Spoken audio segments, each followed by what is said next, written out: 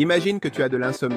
Tu t'ennuies tellement que tu décides de te promener la nuit où tu rencontres une fille qui est une vampire. Tu l'aimes tellement que tu veux devenir vampire aussi. Mais pour cela, tu dois aimer la vampire, qu'elle te suce tout le sang. Et comme tu es trop indécis, tu sortiras avec elle chaque nuit jusqu'à ce que tes sentiments soient clairs. C'est l'histoire de Yamoriko. Il a 14 ans et ferme soigneusement une porte, sortant dans un quartier résidentiel plongé dans le crépuscule. Et il confesse, alors qu'il se balance sur une balançoire en riant tout seul, il a du mal à dormir ces derniers temps. Laissant de côté ses idées selon lesquelles il devrait se reposer et aller à l'école le lendemain, nous voyons un souvenir de Yamori où il admet qu'il ne comprend pas ce que c'est d'avoir un rendez-vous. Puis il ressent de la culpabilité d'avoir refusé. Sortant de ses souvenirs, un Yamori distrait tombe de la balançoire et réfléchit à la façon dont il serait plus facile de résoudre son problème d'insomnie. Si seulement il avait quelqu'un avec qui en parler, une alarme sur son téléphone le sort de son introspection. Mais il s'avère que ce n'est qu'une publicité pour la consommation de bière. S'il avait seulement quelqu'un avec qui en parler, une alarme sur son téléphone le sort de son introspection, pensant que peut-être ses parents avaient découvert son escapade nocturne, il s'avère que ce n'est qu'une publicité pour la consommation de bière. Coïncidence. Yamoriko erre dans le parc et passe devant un distributeur automatique, où des boissons alcoolisées sont également vendues. Tenté. Il appuie sur le bouton, mais il est interpellé par la silhouette encapuchonnée que nous avons vue au début. Effrayé. S'excuse et essaie de fuir. Estala s'arrête et lui propose son aide pour son insomnie.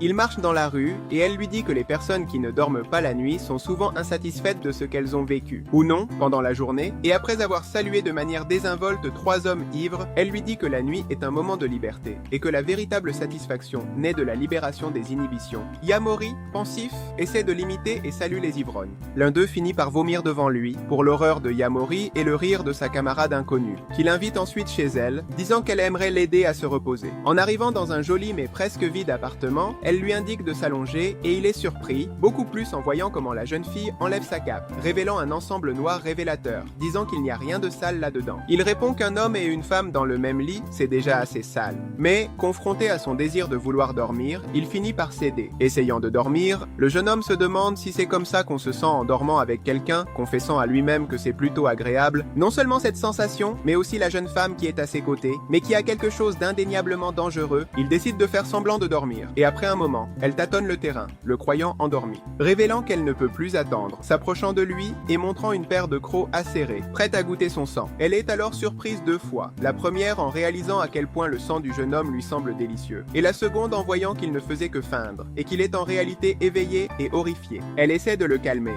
disant que ce n'était qu'un moustique. Cependant, il n'est pas du tout convaincu. Yamori attaque Vo rapidement, et il comprend que cette femme est un vampire, et s'est nourrie de lui. Effrayé, il se demande si lui aussi est maintenant un vampire. À quoi elle lui explique que boire du sang équivaut à manger, et qu'il n'aurait pas de sens d'avoir un nouveau membre dans la famille, chaque fois qu'il mangerait, mais qu'il était possible qu'un vampire ait beaucoup de descendants. Il insiste pour qu'elle réponde à sa question. Elle l'appelle Nessio, et lui dit qu'il y a une raison pour laquelle il n'est pas un vampire, et c'est que pour créer un nouveau vampire, la victime doit être amoureuse de celui qui va lui sucer le sang. Et elle lui explique que c'est similaire au takataka d'un homme avec une femme, ce qui fait rougir le garçon. En buvant une bière, la vampire lui demande son âge, à quoi il répond qu'il a 14 ans, et elle taquine. Elle lui dit qu'à cet âge, il devrait se sentir à l'aise de parler de takataka, et surtout d'amour, essayant d'enquêter sur sa vie romantique. Mais il n'a personne. Au contraire, il dit ne rien comprendre à l'amour et qu'il n'aime aucune fille. Curieuse, la vampire insinuait qu'il pourrait aimer les garçons et, elle l'approuve, il dit que ce n'est pas ça, se remémorant le rejet de ses camarades, montrant plutôt une apathie. Comme si ces filles lui devenaient ennuyeuses, elle s'interroge sur le fait que peut-être c'est ce manque d'intérêt qui l'a poussé à errer la nuit. Décidant de montrer l'une de ses compétences, elle flotte devant lui, l'invitant à rester éveillé jusqu'à ce qu'il se sente satisfait de sa journée. Que c'est une bonne philosophie de vie, et en demandant ce qu'il ressent maintenant qu'il est sorti la nuit avec elle, Yamori l'interrompt, rougissant, lui confie qu'il ressent une émotion qu'il ne veut pas lâcher, qu'il ne veut pas retourner à sa vie diurne vide, et il lui demande, s'il te plaît, de le transformer en vampire. Elle, un peu troublée mais émue, elle lui dit qu'elle a pour politique de ne pas créer de descendance, et qu'elle ne prévoit rien pour l'encourager, sauf à boire son sang comme une bonne vampire. L'emmenant sur le toit de ce bâtiment, elle se présente comme Nazuna Nanakusa, et lui dit que son sang a meilleur goût la nuit, sucré par la nuit, juste jusqu'au moment où il s'endort. Suivant la logique de Nasuna, il dit qu'il pourrait rester éveillé jusqu'à tard. Elle rit, lui disant que ce n'est pas suffisant, pour ensuite le lancer d'un coup de pied depuis les hauteurs du bâtiment. Le jeune croit qu'il va mourir à cause de cette chute. Elle, en volant, le sauve et l'emmène. promener dans les airs, lui montrant la ville et lui demandant ce qu'il ressent. Quand il confesse que c'est le meilleur, elle répond que c'est ça la nuit, pour flirter. Cette conversation se termine avec eux, volant sous le ciel nocturne. Sortant à nouveau en cachette une autre nuit, Yamori admire le ciel étoilé. Espérant devant la perspective de cette nuit, il retrouve Nasuna dans ce parc solitaire, où elle lui demande s'il maintient son désir de devenir un vampire. Il répond que oui, c'est son désir, et il répète la question sur quelles sont les conditions de la vampire. Elle commente que c'est juste pour goûter à nouveau son sang, et lui, comme si de rien n'était, lui montre son cou, obtenant une réaction inattendue de la vampire, qui rougit et dit qu'il ne devrait pas montrer ça comme ça en public. Yamori se montre incrédule, car elle ne lui montre que le cou. À nouveau, Nasuna lui fait comprendre que boire du sang est similaire à l'acte de manger, ainsi qu'à Takataka. Tout en même temps, il lui lance qu'il utilise souvent le mot Takataka. À cela, elle demande s'il ne sait pas ce que ça signifie, que c'est comme les fleurs et les abeilles. Yamori rougit et lui dit qu'il comprend. Ils continuent à marcher dans les rues vides. Il se souvient que la condition principale pour devenir un vampire est de tomber amoureux de Nasuna pour se transformer. Et elle l'interroge, confessant que son sang est particulièrement délicieux. La nuit suivante, Yamori se retrouve à chercher Nasuna dans les rues, exprimant qu'ils ne devraient peut-être pas se voir chaque nuit, mais il désire quand même la retrouver. Elle se pose en haut d'un lampadaire et le salue. Quand le garçon lui demande où elle était, il montre de la colère et de la jalousie. En entendant sa réponse, il insiste. Pourquoi chercher ailleurs? Elle dit que c'est juste un repas, comme varier les plats. Elle s'exaspère, mais il change de sujet, demandant son numéro. Elle avoue ne pas en avoir ni en vouloir. Pour cela, elle lui explique que ce n'est qu'un repas. Il l'appelle Diablesse. Elle est jalouse. Elle s'exaspère. Il demande son numéro pour ne pas attendre. Elle dit qu'elle n'en a pas besoin. C'est normal aujourd'hui. Il insiste pour aller chez elle chercher un truc. Elle avoue qu'elle n'en a pas et n'en a pas besoin, et que croire que c'est nécessaire est très normal à cette époque. Se remémorant quelque chose, il insiste soudainement pour aller chez elle chercher quelque chose. La surprise de Yamori continue quand il s'avère que Nasuna avait bien un téléphone portable. Elle se souvient qu'elle l'avait rangé dans son appartement. Le problème, c'est que c'est l'un des premiers modèles de téléphone portable d'il y a presque 2 décennies. Elle dit qu'elle l'a acheté en pensant que ce serait utile, mais qu'elle a été submergée en voyant à quelle vitesse ce modèle est devenu obsolète, et elle a décidé qu'elle n'avait finalement pas besoin de téléphone portable. Après ce sujet, elle décide que pour l'instant, il ne faut pas y penser, qu'elle est épuisée d'avoir volé autant à la recherche de nourriture, et elle décide de s'allonger, indiquant à Yamori d'éteindre la lumière et de se coucher à ses côtés. Déjà ensemble, sur son tapis, la jalousie de Yamori augmente, se demandant s'il accepterait qu'elle fasse ça avec d'autres personnes, et cela devient évident quand elle lui demande de boire son sang. Yamori se montre indignée, lui disant qu'elle aurait pu trouver n'importe qui d'autre pour se nourrir. Elle se posa sur lui et lui confessa qu'en réalité, elle volait pour le chercher, lui, mais cela la gênait de le dire. Leur rencontre continue dans ce parc. Cependant, elle le fait attendre et le salue comme si de rien n'était. Après que Yamori l'ait cherché, il lui montre un cadeau, une montre qui leur permet de se localiser mutuellement. Elle s'enthousiasme en voyant l'objet comme un jouet, et lui admet qu'il l'utilisait comme jouet quand il était plus jeune. À quoi elle lui demande s'il a des amis. Yamori, offensé, dit qu'il n'est pas un solitaire, mais qu'il a quand même dû inventer une façon de jouer tout seul, admettant qu'effectivement, il n'avait pas d'amis. Quand il était enfant, il a acheté ses montres et a décidé d'en cacher une pour appeler celui qui la trouverait. Mais quand il a su que la montre avait été trouvée, il a choisi de ne pas appeler, pour le rire de Nasuna. Malgré les moqueries de la vampire, ils esserrent les transmetteurs, un jeu d'essai. Elle le provoque, disant que c'est comme un jeu préliminaire, et que ce qui suivra lui plaira encore plus. Rougissant, ils se séparent, et le dialogue intérieur de Yamori montre son isolement. Il pense à son manque de contact, admettant qu'il n'utilise même pas son téléphone. Mais il n'a jamais été dérangé par la solitude, la pire sensation étant d'être seul parmi les gens. Dans ces moments, être seul avait un but. Il réfléchit, il n'utilise pas son téléphone. La pire sensation est d'être seul parmi des gens. Dans ces moments, être seul a un but. Il prend le risque et appelle Nasuna, à 150 mètres, et que dans des moments comme celui-ci, être seul avait même un but. Décidant de prendre le risque, il passe l'appel d'essai à Nasuna, qui se trouve à une distance de 150 mètres, et ils commencent à discuter. Elle lui demande s'il doit tuer sa proie ou continuer à la suivre. Il lui indique de les suivre pour voir ce qu'ils font. En réalité, elle est assise sur un toit, admirant la ville, et elle rougit en entendant que pour Yamori, c'est comme un rendez-vous amoureux. Elle raccroche et fantasme sur le goût savoureux de son sang cette nuit-là. Le duo vole à travers la ville. Atterrissant à l'école de Yamori, elle lui dit que la nuit change la façon dont les gens perçoivent les choses, avant de se préparer à boire le sang du garçon. Pendant ce temps, il pense que l'école n'a pas l'air si mal, et qu'il a trop manqué. Ses pensées dérivent vers le langage de la vampire. Elle adore les blagues obscènes, mais elle rougit et se sent gênée à la mention des couples, de l'amour et de la descendance vampirique. Il lui demande de se traiter comme des amis, et elle s'offusque, allant jusqu'à dire qu'il n'a pas d'amis. Le jour se lève, et nous voyons Yamori marcher en se demandant où pourrait être l'autre transmetteur qu'il a acheté étant enfant. Tout à coup, ça sonne, et il se demande si c'est Nasuna, mais il se rend compte que le bruit vient derrière lui.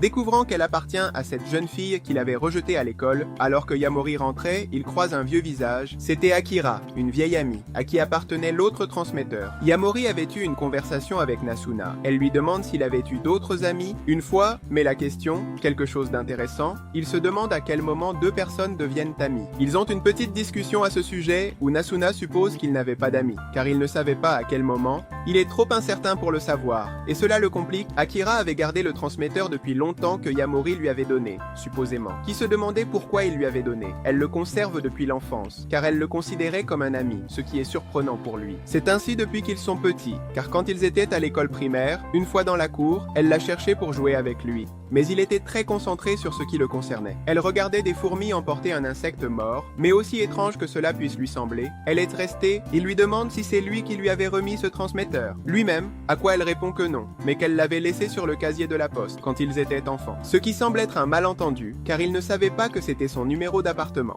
Elle a ressenti cela comme sa façon de lui dire qu'il la considérait comme une amie, mais à sa manière, avec le temps, elle espérait qu'un jour il la contacterait. Mais le temps passait et il ne répondait pas, alors elle a commencé à ne plus y penser peu à peu. Mais comme il n'était pas retourné à l'école, il a décidé d'essayer de communiquer pour savoir comment elle allait, et il a entendu un bruit très près, et cela a été une surprise pour lui. Ils se rendent compte qu'ils ont un emploi du temps similaire, sortant tôt pour aller en cours, et sortant le soir. C'est alors qu'il décide de se revoir le lendemain. Il appelle Nasuna, et lui dit qu'ils ont des nouvelles, qu'il semblerait qu'il ait effectivement une amie. À quoi Nasuna soupçonne quelque chose d'étrange, mais elle lui dit de ne pas s'inquiéter. Il peut faire ce qu'il veut, ce qui est purement physique. Il se retrouve encore une fois avec Akira, ce qui devient une habitude pour lui. Ils ne parlent pas de grand-chose, se dit-il, mais apparemment, ils aiment la compagnie de l'autre, vu tous les rencontres qu'ils ont. Yamori a remarqué qu'elle avait un peu changé. Avant, elle était plus active et bavarde. Il lui demande si elle trouve cela amusant d'être avec lui, à quoi elle répond que oui, elle trouve cela amusant d'être avec lui. Alors, Yamori se demande pourquoi. Est-ce qu'elle est amoureuse de lui? Se demande Yamari. C'est alors que Yamori est à distance. On peut voir Nasuna s'approcher, qui s'approche de manière menaçante, ou du moins c'est ce que croyait Yamori. Elle commence à parler, plaisantant sur le fait qu'elle ne savait pas qu'on pouvait avoir ce genre de choses dans des endroits aussi publics. Apparemment, notre joli vampire a été piqué par la curiosité de savoir ce que faisait Yamori la nuit. Alors elle l'a suivi. Akira lui demande au sujet de Nasuna, si elle la connaît, à quoi elle répond pour lui, en disant que leur relation est purement physique. Ce qui peut sortir un peu du contexte dans cette situation, Akira lui dit que c'est bien, qu'il ne devrait pas aller en cours, mais qu'il ne devrait pas prendre ce chemin, se faisant une idée hors contexte. Mais en réalisant comment ils interagissent, elle déduit qu'il lui plaît, ce qui met Nasuna mal à l'aise, se plaignant que tout le monde veut toujours que ça se termine en romance, ce qui montre sa claire gêne quand ils disent quelque chose de ce genre à propos de Yamori, ce que les deux pointent du doigt à Nasuna. Mais pour prouver ce qu'ils font réellement, et ainsi lever le doute d'Akira, elle montre comment elle suce le sang de Yamori, laissant Akira surprise par ce qui vient de se passer, Nasuna. Puis, elle révèle qu'elle est vraiment une vampire. Après cela, au lieu de s'effrayer, Akira les rejoint dans un café.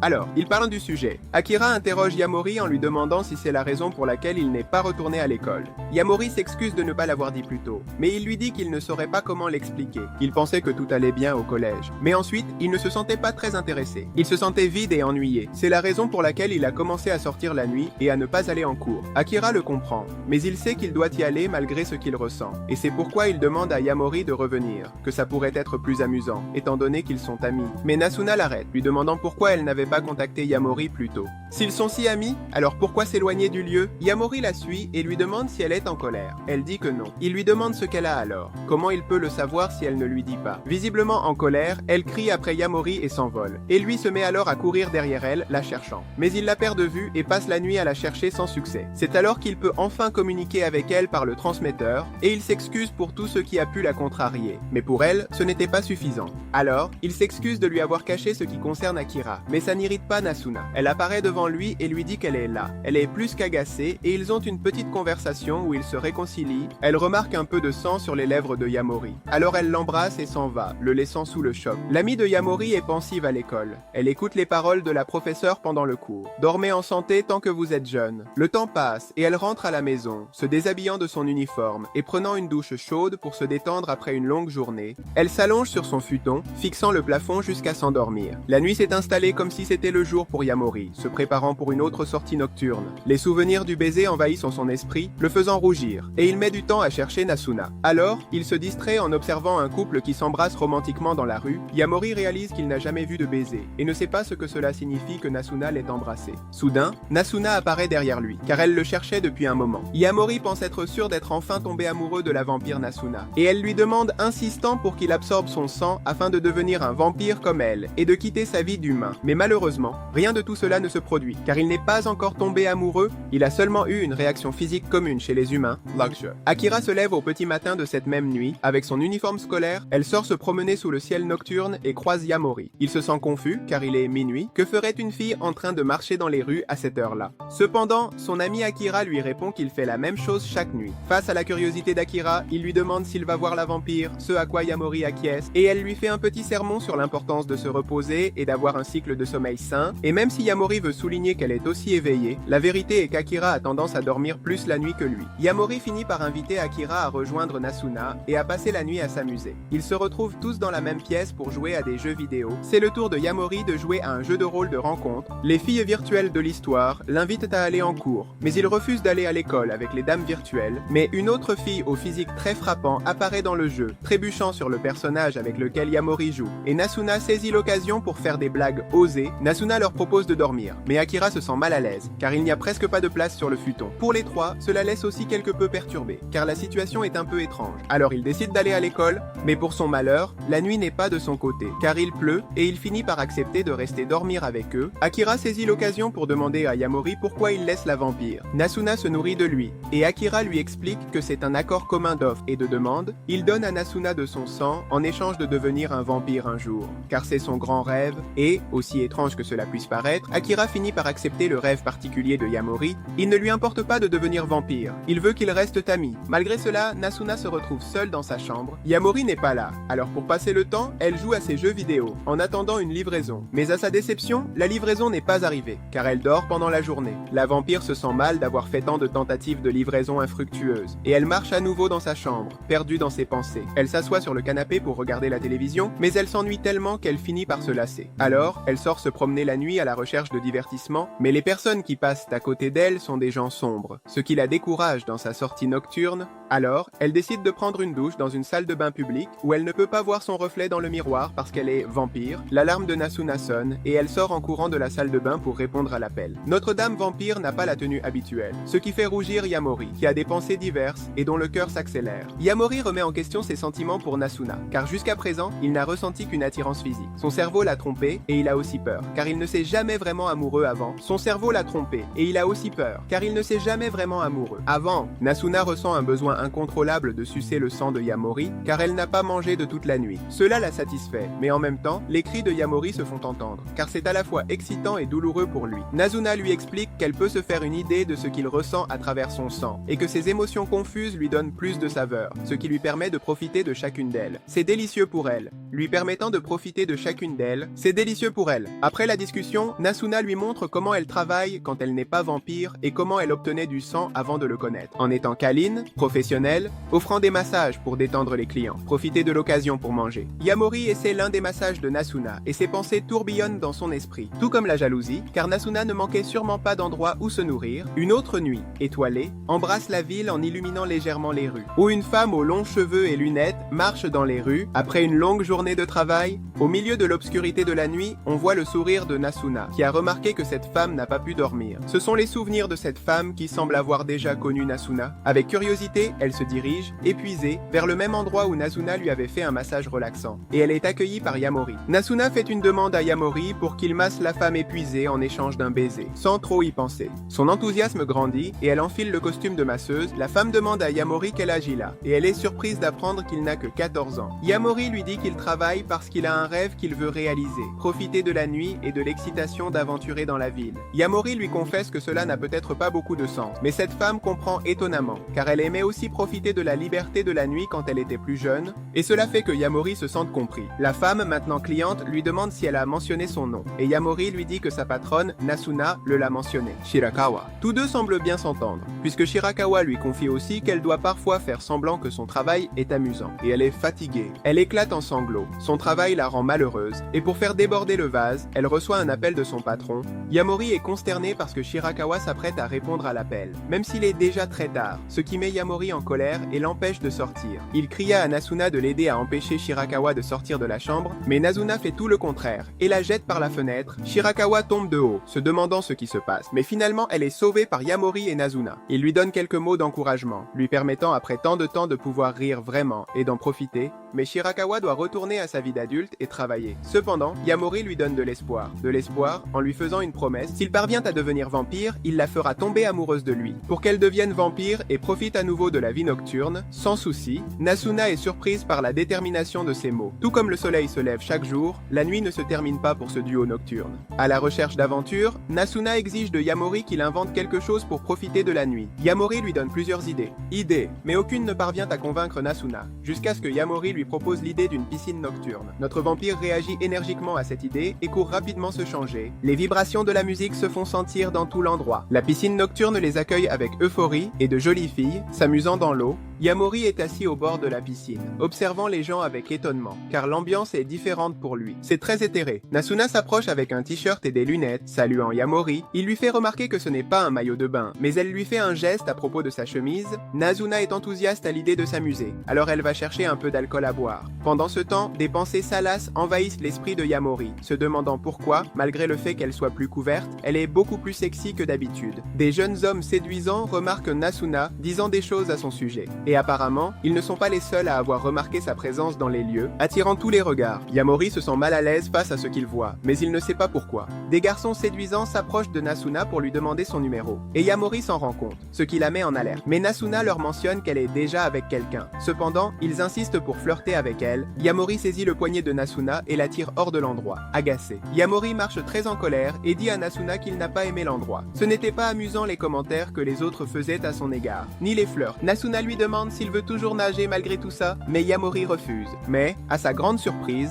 Nasuna le soulève vers les cieux et l'emmène vers une autre piscine, plongeant à toute vitesse dans l'eau. Notre vampire s'assure que Yamori s'amuse dans un endroit moins bruyant, et elle profite de l'occasion pour sucer son sang, qui a des émotions fraîches et délicieuses. La nuit enveloppe la ville japonaise, illuminée par les lumières chaudes qui l'entourent. Les voitures passent, les gens, jeunes, adultes et personnes âgées, vont et viennent. Yamori marche tout droit quand, au loin, une fille l'appelle. Il s'agite, se demandant qui c'est ou s'il devrait s'enfuir. Par chance, ce n'est que quelqu'un avec qui il parle de son travail. Elle est très gentille. Après l'avoir salué et avoir eu une conversation, Amena décide de marcher un peu. Après ce trajet effectué ensemble, elle lui propose une canette de soda de la machine distributrice à côté d'eux. Après lui avoir dit au revoir, Yamori continue de marcher et s'assoit par terre, contre une colonne, où il ouvre sa boisson. Après le bruit du gaz s'échappant de la canette, il remarque au loin une fille à la peau claire et de grande taille, en train de parler avec un autre homme. Salut! En train de parler avec un autre homme. Cependant, après quelques instants, cet homme s'éloigne, laissant la fille blonde debout. Yamori la regarde discrètement. Malheureusement pour lui, elle s'en rend vite compte et se dirige vers lui. Ils commencent tous les deux à parler, et malgré le stress de Yamori, il essaie d'engager une conversation avec la fille, où il se rend compte qu'elle a eu pas mal de difficultés dans sa vie, selon tous les événements qu'il lui racontait. Yamori, dans une tentative d'être un peu plus humain, décide de l'embrasser, dans un acte d'empathie, lorsque, par surprise, la fille semble vouloir le mordre. Il s'agit rien de moins que de Kikyoseri, une vampire. Soudain, Nasuna apparaît, et les deux se retrouvent furieusement face à face dans un combat, dont Nasuna sort victorieuse, l'emportant avec elle. Après avoir atterri sur un toit, Yamori se retrouve face à un groupe de filles assises sur des canapés en cuir noir apparent. En plein air, Yamori, terrifiée, se demande qui sont chacune des filles présentes à cet endroit. Nico Hirata, la leader évidente de ce groupe, avec une allure élégante et des cheveux roux remarquables. Elle lui donne le choix, entre elles-mêmes, Midori Kojakobe, Atsuka Susushiro ou Kabura Honda. Toutes bon parti, selon Nico Hirata. Chacune a une personnalité unique, bien qu'elles aient quelque chose en commun, leur sang glacé. Il reste stupéfait, et peu à peu, sur le ton de la plaisanterie, le groupe commence à remettre en question sa virginité. D'un moment à l'autre, la conversation entre les filles commence à tourner vers des sujets romantiques, rendant l'ambiance inconfortable pour Yamori, qui semblait vouloir s'enfuir. Midori interroge Yamori sur son type de fille, montrant de l'intérêt et s'approchant discrètement, demandant curieusement sa préférence entre elle et Nasuna. Tout le monde s'attendait à une réponse affirmative pour Midori, même Nico Hirata, qui s'y attendait déjà, car un léger sourire se formait sur son visage en attendant cette réponse. Inattendu, Yamori nie catégoriquement avoir le moindre intérêt pour Midori à cause de cela. Nico Hirata reconnaît que Yamori est plus qu'un simple garçon, qu'il y a en lui quelque chose de plus qu'un simple humain, quelque chose qui n'est peut-être pas encore tout à fait connu. Pendant ce temps, Midori de son côté est un peu déçu par son échec. Les filles avertissent Yamori du danger, qui serait de ne choisir aucune d'entre elles. On lui dit que s'il ne devient pas vampire, sa vie pourrait être en danger. Une situation qui est en effet très dangereuse. Peut-être que nous verrons la raison plus tard. Nico Hirata souligne le fait qu'on lui donne une option. Sinon, il ne pourrait plus voir Nasuna, et il est probable qu'il perde sa vie. Yamari. Face à cela, dans une tentative de vouloir préserver Nasuna et de la défendre, il avoue vouloir devenir vampire. Nasuna semble alors apparemment rougir. Accroupie sur le sol, dans une sorte de transe, à cause de la honte que lui procure la scène. C'est pourquoi le groupe de filles commence à plaisanter à son sujet. À un moment donné, Kabura essaie de séduire Yamori, profitant de l'apparente faiblesse de Nasuna, mais Nasuna ouvre grand les yeux. Il saisit fermement le poignet de Kabura et lui avertit de ne pas le toucher, sinon il la fera disparaître. Nico Hirata intervient, voulant savoir pourquoi Nasuna a un tel intérêt intense pour Yamori. Yamori rompt le silence en révélant que Nasuna aurait dit que son sang était agréable, c'est pourquoi, après l'avoir rencontré, il a décidé de devenir vampire. Il a dit cela pour faire comprendre qu'il y avait une sorte d'accord entre les deux. Midori, voyant cette situation, se méfie largement des paroles de Nasuna. Ce ne sont pas des attitudes qu'elle prendrait généralement. En fait, plusieurs filles étaient sans voix. C'est pourquoi Yamori essaie de la défendre avec son argument sur l'accord. Nico Hirata, voyant toute la situation qui s'est créée en quelques minutes, se voit obligé de l'accepter dans le groupe. Loin de la situation qui s'est développée, pour la chance de Yamori, il semble plaire à Nico Hirata. Elle a averti Yamori que cette acceptation ne serait que temporaire, avec l'avertissement qu'il prendrait une autre décision s'il tardait trop. Avec enthousiasme et des étoiles dans les yeux, Yamori dit innocemment qu'il est prêt à devenir vampire. Peu importe combien d'années cela prendra, sans se rendre compte de ce qu'il vient de dire. Et tout ce que cela impliquerait pour l'avenir, du point de vue de Yamori, le plan semble simple. Il reste avec Nasuna, il devient vampire, et tout le monde est heureux pour toujours. Mais les choses ne sont pas aussi simples qu'il le pense. En réalité, il y a tout un processus derrière cela. Beaucoup de choses à affronter et à vivre en chemin, surtout à cause d'une limite de temps apparente qui apparaîtra au fur et à mesure que l'histoire avancera. Après cela, ce que Yamori a dit, Nico Hirata se lève de son siège, fait quelques pas vers Yamori et lui souligne sérieusement « Peu importe combien d'années, ce n'est pas possible ». Pour mieux l'expliquer, les vampires ont généralement un temps limité d'une seule année. Nico Hirata lui explique que si un vampire suce le sang d'un humain, l'humain ne devient pas vampire. Si l'année entière passe, Nasuna dit à Yamori, avec regret, qu'elle avait oublié ce grand détail. Nasuna décide de donner un doux baiser à Yamori, car elle lui devait ça depuis ce massage qu'elle lui avait fait, en guise de remerciement. Peut-être que ce baiser était aussi pour adoucir ce moment inconfortable, rempli de tension. Après avoir posé ses lèvres, toutes les filles sont restées à regarder cette scène, remplie de tension. Après avoir posé ses lèvres dans ce baiser, toutes les filles sont restées à regarder cette scène. Yamori mentionne à Nasuna le fait qu'il est heureux de l'avoir rencontrée. Akira lui parle, et après une brève et intense conversation, il lui fait prendre conscience du grand risque qu'il court, car il se trouve dans une situation où il pourrait perdre sa vie s'il passe cette année sans devenir vampire, ce qui est quelque chose de plutôt fatal, pas seulement pour lui, mais aussi pour toutes les personnes qu'il connaît, car il se trouve dans une situation où il pourrait perdre sa vie s'il passe cette année sans devenir vampire, ce qui est quelque chose de plutôt fatal, pas seulement pour lui, mais aussi pour toutes les personnes qu'il connaît. Ensuite, nous avons Yamori réfléchissant à cela, pensant aux conséquences que sa décision de conclure cet accord avec Nasuna pourrait avoir. Pendant ce temps, au fil de la journée, à l'Institut Akira, il tombe sur Mahiru, qui est par terre, allongé sur le sol qui se trouve dans le repos des escaliers. Apparemment, il dormait, car la nuit précédente, il était sorti faire la fête. Dernièrement, j'avais été très fatigué. Après une conversation, il se remémore les temps où Yamori, Mahiru et Akira formaient un groupe de 3. Yamori a une bonne frayeur en se retrouvant face à Seri, la vampire qui a essayé de le mordre dans le passé, ravivant ces moments de tension. Cependant, il décide d'avoir une conversation à la station-service où Yamori exprime son inquiétude par manque de temps pour découvrir ce que c'est que de tomber amoureux, ou ce qu'il adviendrait de lui s'il venait à tomber amoureux de Nasuna. Alors que Yamori se posait des questions sur ce domaine romantique, Seri se montre excitée de voir que Yamori commence à se poser ce genre de questions. C'est pourquoi, à travers son émotion, elle décide de l'aider. Ensuite, il lui remet un papier avec une liste d'activités pour la journée, qui inclut aller au cinéma, à un café et même à un aquarium. Cette même nuit, Yamori a un rendez-vous avec Nasuna. Le rendez-vous avec Nasuna ne commence pas de la meilleure des manières, car Yamori décide de l'emmener au cinéma, mais il quitte le film de comédie romantique à cause de l'inconfort que cela leur procure. Malgré ce contretemps, Yamori persiste à suivre son plan et emmène Nasuna dans un café. Là, Nasuna confronte Yamori en lui demandant qui a conçu ce plan si particulier et pourquoi il le suit à la lettre. Yamori, confus, revérifie le papier avec les plans, mais Nasuna lève discrètement la main et le lui arrache d'un coup, découvrant ainsi que c'est Seri qui l'a écrit, ce qui la rend encore plus mal à l'aise car elle déteste la vampire. Après le rendez-vous, Nasuna décide de passer chez Yamori pour l'emmener voir les étoiles, sentant qu'il serait cruel de laisser les choses ainsi après cet incident au café. Pendant ce temps, Yamori croise Mahiru dans la rue et est surpris de voir son vieil ami entouré de filles. Bien qu'il se sente un peu mal à l'aise au début, Mahiru l'appelle et ils ont une conversation agréable dans le parc, se remémorant les vieux temps et renforçant leur amitié. Mahiru,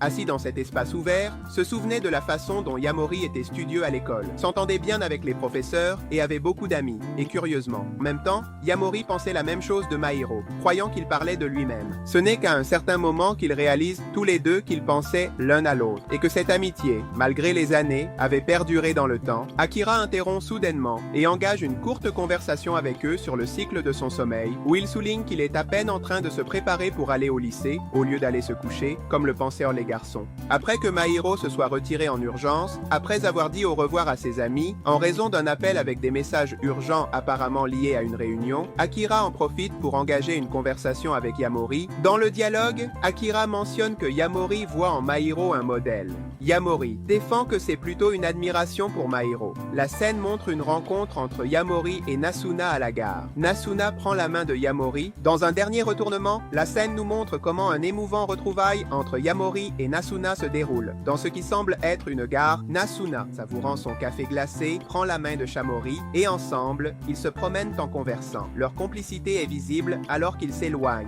Plongés dans une conversation pleine de sens, l'atmosphère est chargée d'émotions et d'une connexion spéciale qui va peut-être au-delà des mots. Cela laisse entrevoir un futur possible pour Yamori et Nasuna. La lumière tamisée et le bruit ambiant de la gare créent un cadre idéal pour ce moment. Bien que sans aucun doute, par l'ordre des événements jusqu'à présent, cela laisse entrevoir un futur possible en développement pour Yamori et Nasuna. La lumière tamisée de l'endroit, combinée au bruit ambiant de la gare, fait de cette situation un bon cadre pour ce moment entre eux. Le téléphone de Seri ne cesse de recevoir des notifications de messages, ce qui semble l'irriter un peu, mais par hasard, Yamori tombe sur elle, ce qui réjouit Seri qui court pour l'embrasser. Mais elle reçoit un coup de genou de Nasuna, qui est extrêmement en colère parce qu'elle l'a frappé par réflexe. Yamori essaie de lui dire qu'elle a un peu dépassé les limites, mais Nasuna lui répond que les vampires sont résistants, qu'il n'a pas de quoi s'inquiéter. Seri ne reste pas les bras croisés et déclenche une bagarre entre les deux vampires pour Yamori, jusqu'à ce que Seri parte. Elle mentionne juste qu'elle voulait embêter Yamori et ne pas lui faire de mal. Yamori, inquiet pour Seri, décide de lui parler et de lui tenir compagnie, ce à quoi Nasuna accepte de les laisser seuls un moment.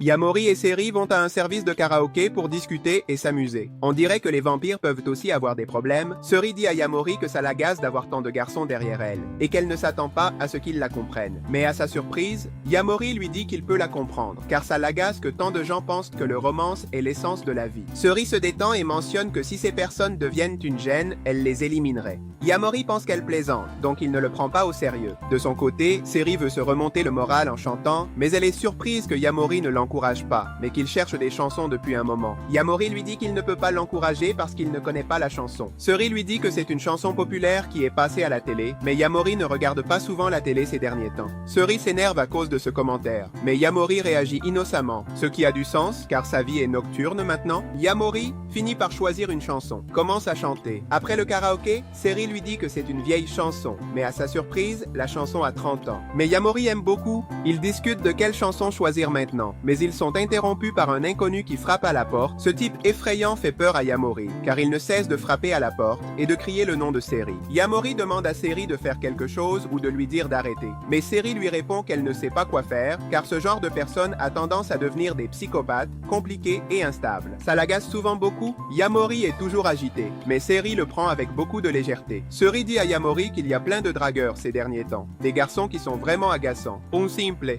Seri salue le type étrange à la porte pour qu'il se calme et il semble se détendre, mais il continue d'insister. Yamori lui demande ce qu'il pense faire de cette situation, et Seri lui répond sérieusement qu'elle va l'assassiner s'il devient une gêne. Cela ne plaît pas à Yamori, et il essaie d'intervenir. Mais Seri reste ferme dans sa façon de penser, car elle est un vampire. Les règles humaines ne s'appliquent pas de la même manière pour elle. Face à l'ambiance sombre, Yamori décide d'aider le type derrière la porte, en le sortant du bâtiment et en se cachant. Yamori discute avec le type étrange, qui semble ne pas comprendre ce qui se passe et qui veut savoir ce que Seri pense de lui. Yamori est surpris car il pensait que ce type n'était pas raisonnable. Alors il lui demande s'il aime Seri. Ce type est surpris et raconte à Yamori comment il a rencontré Seri quand il était ivre et qu'il a fait tomber ses lunettes. Elle les lui a rendues. Ensuite, il est allé dans un café avec Seri et lui a expliqué comment fonctionne l'amour de manière scientifique. Quand tu tombes amoureux, ton cerveau libère de la sérotonine. Seri le regarde avec curiosité, l'écoutant expliquer que quand tu tombes amoureux, tu te soucies de cette personne et tu ressens de la jalousie. Le garçon réfléchit à ce souvenir. Au début, cela ne le dérangeait pas que Seri lui lui ait parlé par pitié. Mais il a commencé à avoir des sentiments pour elle.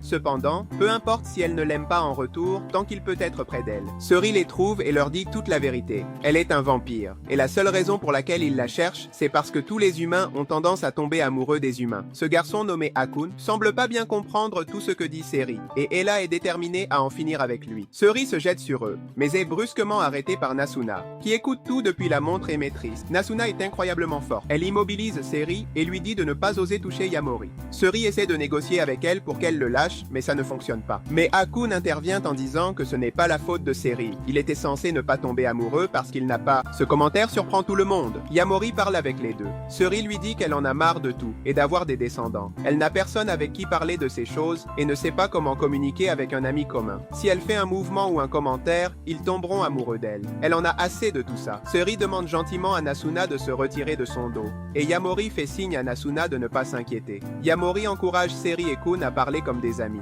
Cette fois, Seri n'agit pas de manière agressive et lui dit qu'elle est en réalité une vampire. Nasuna et Yamori sont amis, mais c'est juste une exception à la règle, car il n'est pas permis que les deux espèces soient amies, car cela ne fonctionne généralement pas. Seri ne peut pas retenir ses larmes et s'excuse car elle ne peut plus le voir. Akun est impressionnée par la réaction de Seri et elle crie qu'elle ne veut pas qu'ils cessent d'être amis. Akun s'inquiète pour elle. Akun avoue ses sentiments et lui dit qu'il s'attendait à être rejeté, mais qu'il ne veut pas se séparer d'elle. Akun lui demande de le transformer en vampire. Seri s'inquiète pour lui, mais Akun lui assure qu'elle n'a pas à s'inquiéter et la mort pour ainsi devenir son descendant. Ce qui rend Yamori jaloux d'eux. Midori, qui nous présente un problème, après avoir distribué des prospectus publicitaires aux habitués ivres locaux devant le local de Maids, apprend qu'elle aura moins de personnel aujourd'hui, car l'une des serveuses, qui a le rôle de servir les clients avec ses iconiques petites robes de soubrette française, ne pourra pas venir travailler aujourd'hui. Midori réfléchit bien, se demandant qui elle pourrait appeler. Si tous ses contacts sont des vampires, et en réfléchissant, elle se dit qu'elle ne veut pas que cela devienne un concours de popularité, nous laissant entendre que peut-être les vampires sont plus fiers et compétitifs qu'il n'y paraît. Par pure coïncidence, le duo principal apparaît, et Midori se jette sur Nasuna pour lui demander de l'aide et d'être la maid suppléante de la nuit, disant qu'elle est idéale pour le poste parce qu'elle est très mauvaise avec les garçons, ce qui la rend un peu insultée. Midori la convainc en disant que ce ne sera qu'une nuit et qu'elle recevra son paiement respectif, puis lui dit de se changer.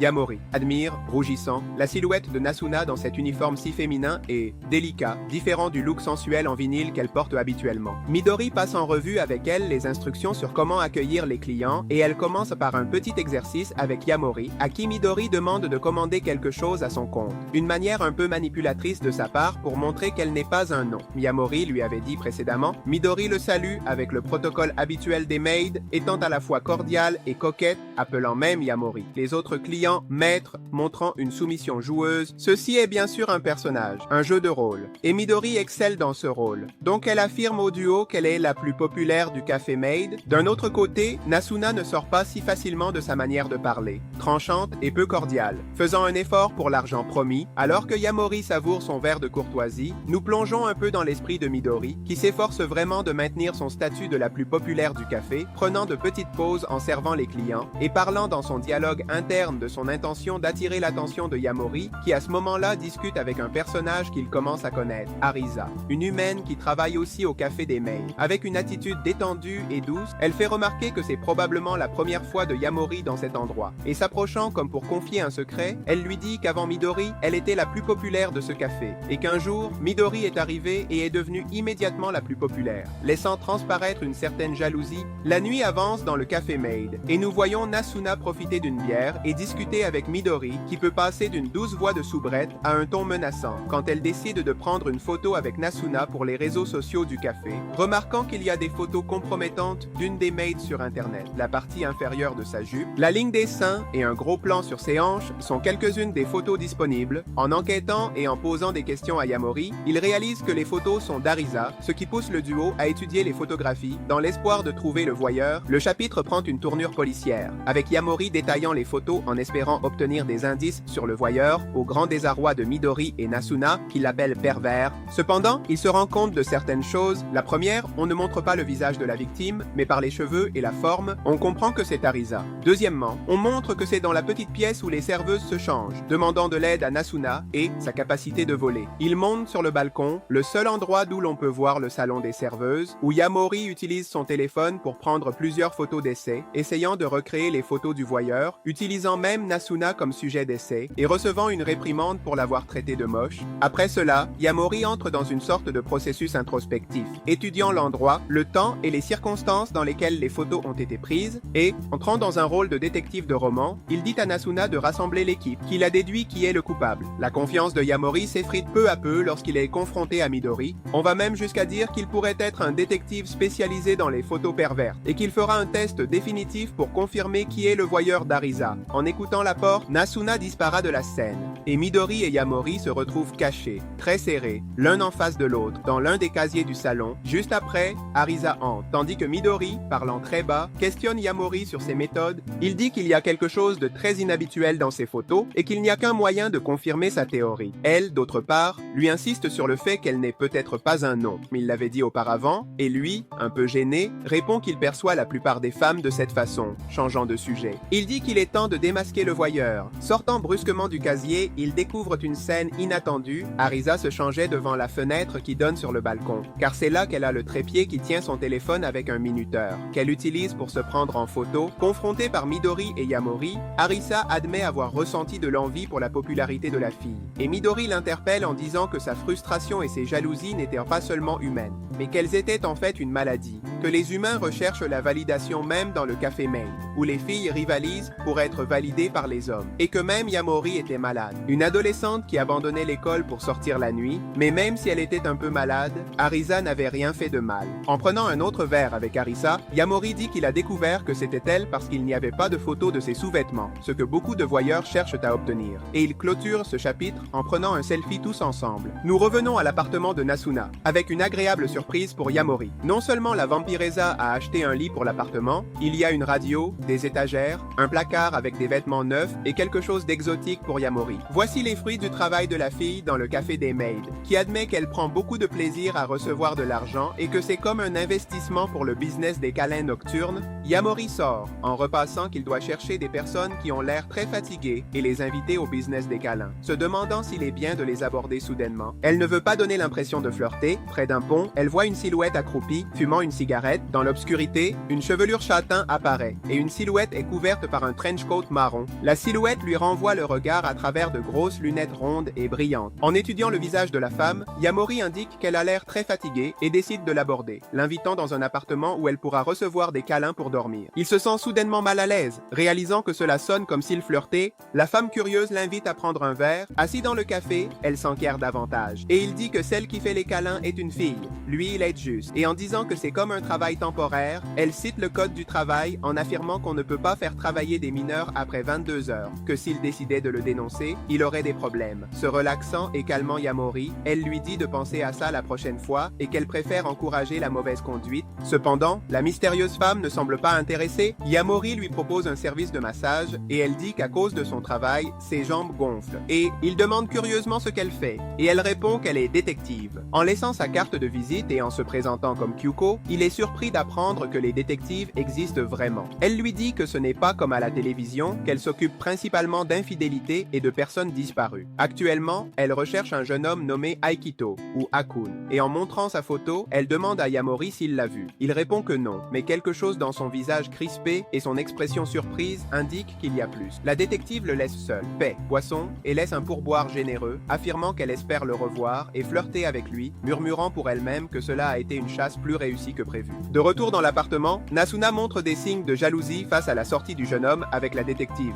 Il compensa cela avec des canettes d'alcool, pour le plus grand plaisir de la vampire. Recevant un message, Yamori sort avec Akira et Mahiru, qui les invitent à entrer dans l'école la nuit. Elle dit qu'étant donné que Yamori a quitté l'école, elle veut rester en contact avec lui et créer des souvenirs ensemble. Akira dit que c'est embarrassant, mais elle les suit quand même. Ils s'introduisent dans l'école et Akira proteste en disant qu'elle est une bonne élève. Mahiru, pour sa part, se montre détendu. Il leur dit même que l'école la nuit est le meilleur endroit pour des histoires de peur, comme les 7 mystères scolaires, en commençant par celui de Hanako, un fantôme dans les toilettes des filles. Le trio prend des risques en entrant et Akira essaie d'invoquer le fantôme avec une chanson, seulement pour être effrayé par Mahiru, ce qui résulte en un garçon se faisant frapper par la collégienne. Ils continuent leur expédition de mystère, sous l'impulsion de Mahiru pour retrouver leur adolescence, en passant par le piano hanté, puis par le terrain de sport, les cours et les salles de l'école, prenant des selfies et riant comme des enfants, allongés et regardant les étoiles à l'une des tables extérieures, le trio parle d'un mystère encore non résolu. Mahiru raconte qu'il y avait un professeur de cette école qui a disparu il y a quelque temps. Bien qu'il y ait eu des publications à ce sujet sur les réseaux sociaux, personne ne l'a retrouvé. Et on disait qu'il apparaissait parfois dans les salles de classe. Tout cela provoque une réaction peu surprenante d'Akira, qui ne semble pas très effrayé par l'histoire. Déterminé, Mahiru les fait traverser les salles à la recherche du supposé fantôme, et dans la dernière salle, en ouvrant la porte brusquement, il découvre quelque chose de très différent. Il se retrouve face à ce qui semble être un homme planté dans l'obscurité, qui les interroge sur la raison de leur présence à cette heure-là, et qui va cesser de se retenir pour s'en prendre à la fille, montrant des canines acérées et se jetant sur Akira, qui crie de terreur tandis que la salive coule de sa bouche ouverte et féroce. Cet homme monstrueux la maintient au sol. Mahiru essaie de le repousser, tandis que Yamori est paralysé, pensant que cet homme lui semble familier, mais bien qu'il ait l'air d'un vampire, il paraît négligé et faible, alors que les autres vampires sont agiles et beaux. Se secouant de sa peur, il frappe le vampire avec une chaise. Ils essayent de fuir, pendant que ce vampire faible est allongé sur le sol, seulement pour recevoir une autre surprise. Derrière eux se trouve la détective, curieuse de savoir ce que fait Yamori ici. Le vampire se lève en demandant du sang, et la détective, découvrant son coup, lui en offre. Le vampire se jette sur elle, mais quelques instants après l'avoir mordu, il se tord de douleur et de dégoût. Se mettant en boule, la détective se leva pour demander au trio s'ils savent ce qu'est un vampire. La scène continue avec le vampire demandant si le sang doit toujours avoir un goût aussi mauvais. Et la détective explique aux enfants que ce vampire s'est retenu pendant 10 ans, laissant entendre qu'il enquêtait sur son cas et qu'il ne savait même pas ce qu'il était. Juste qu'il était tombé amoureux d'une femme terrible, elle étreint simplement l'homme vampire et le réconforte avant de lui mettre un anneau en argent dans les mains en disant qu'il mourra en tant qu'humain tout en tenant fermement cette main. Le lever du jour arrive et le vampire se réduit en cendres. La détective. Révélant son vrai nom, Anko affirme que Yamori ne sait rien des vampires et qu'elle ne le laissera pas réaliser son rêve de devenir l'un d'eux, avertissant les garçons que les cas de disparition sont parfois liés aux vampires et leur donne sa carte en les mettant en garde contre d'éventuels dangers. Dans l'esprit de Yamori, cette phrase résonne encore. Il ne sait rien des vampires. Un Yamori pensif est allongé dans son lit, insomniaque comme d'habitude, réfléchissant à ce qui s'est passé à l'école et repensant à la phrase prononcée par Anko. « Tu ne sais rien des vampires », pensant que la détective a tout à fait raison. La détective qui, à ce moment-là, était avec Mahiru, cherchant des réponses aux milliers de questions que cette situation lui avait posées, notre protagoniste revient avec Nasuna, elle est dans l'attente, lui demande du sang, disant qu'elle est au bord. Incapable de tenir beaucoup plus longtemps, elle s'approche de Yamori, mais celui-ci, soudain effrayé par le souvenir de ce qui s'est passé avec le vampire de l'école, la repousse. Elle, déçue et perplexe, s'interroge sur la situation, et après avoir raconté son histoire, Yamori lui demande nerveusement si elle pourrait perdre le contrôle, car elle avait très faim aujourd'hui, et s'il était capable de faire une chose pareille. Elle le rassure en disant qu'elle n'est pas comme ce vampire, et ils décident de sortir se promener. En chemin, elle commente qu'elle a compris que les vampires meurent de faim après 10 ans sans avoir goûté au sang, que certains ont fait cela parce qu'ils n'acceptent pas ce qu'ils sont. Yamori répond qu'il a été sauvé par la détective, qui a tué le vampire et lui a reproché d'être déterminé à ne pas le laisser devenir l'un d'eux. Mais il ne renoncera pas. Nasuna, d'autre part, semble étonné qu'un humain sache comment se débarrasser d'un vampire, et Yamori craint pour sa sécurité en étant proche de lui. Yamori finit par accepter quelque chose qu'il avait renié depuis longtemps, que les vampires sont des êtres terrifiants, et en acceptant la peur comme une partie de la vie, une réalité qu'il peut gérer, il offre à nouveau son sang à Nasuna. Après tout cela, Yamori accompagne Miharu pour faire une livraison à domicile à vélo. Le jeune homme livre un bouquet de fleurs à une femme voluptueuse qui berce le bouquet contre sa poitrine généreuse. L'invitant à entrer, il refuse poliment et avec charisme, disant qu'il n'a pas encore 20 ans. Et la dame dit à Yamori que s'il ne peut pas s'empêcher de regarder ses attributs, ce qui le fait rougir et s'excuser. De retour de cette livraison, Yamori montre sa curiosité à Miharu sur le fait qu'il ne regarde pas ses femmes. Il dit que oui, mais avec discrétion. Son ami profite de l'occasion pour lui demander pourquoi Yamori veut devenir un vampire, puisqu'elle s'inquiète pour lui, et la distance qu'ils se sont imposés au fil des ans, notant avec tristesse qu'elle n'a rien pu faire en voyant les changements chez Yamori, et qu'elle est encore heureuse qu'ils se considèrent comme des amis. Yamori, essayant de trouver une réponse, pense qu'il veut devenir un vampire pour être libre, se demande s'il n'est vraiment plus libre quand il fait ce qu'il veut la nuit. Il se demande aussi s'il veut le faire pour être avec Nasuna, ou s'il est avec elle pour qu'elle le transforme. Il en va de même pour ses sentiments, c'est un ordre confus par moments. Est-il en train de tomber amoureux de la vampire, ou veut tomber amoureux pour être comme elle? Puis, de retour dans l'appartement, Yamori cherche du réconfort auprès de Nasuna, se jetant dans ses bras, à quoi elle répond avec sa jovialité morbide habituelle. disant qu'elle n'a pas de contrôle sur sa passion débridée. Yamori reste silencieux, soupire qu'il veut juste être comme ça un moment, et encore un autre, et encore un autre. Le duo décide d'entrer discrètement chez le jeune homme, et la vampire voit pour la première fois sa chambre, curieuse et excitée. Elle se demande où se trouvent ses contenus pour adultes, et il répond qu'elle ne trouvera rien, parce qu'il n'en a pas. À quoi elle s'interroge sur où sont ses parents.